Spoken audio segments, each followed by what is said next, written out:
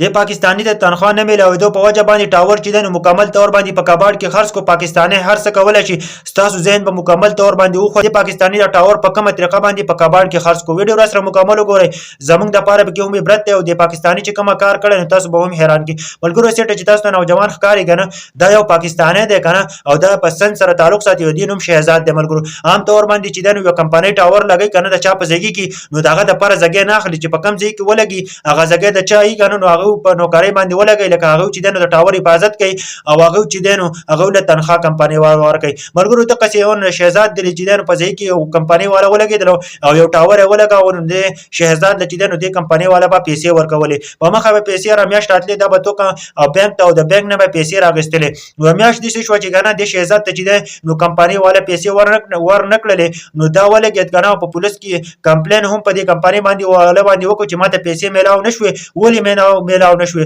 خو چې د شهزاد ته پته ولګېده چې دا کمپنۍ والا د قصده چې دی نو د شهزاد له پیسې نه رالېږلې، تنخوا یې ولې نه رالېږله.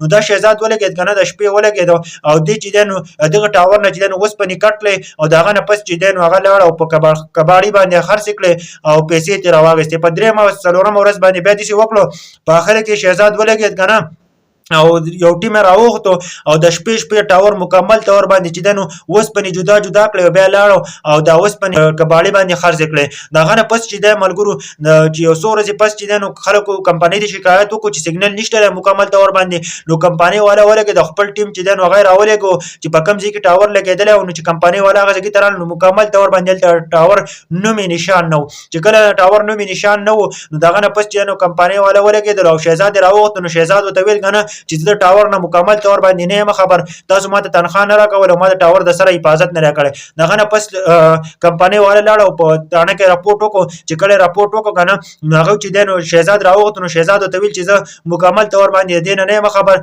د ټاور نه هېڅ ریبو نه یم خبر.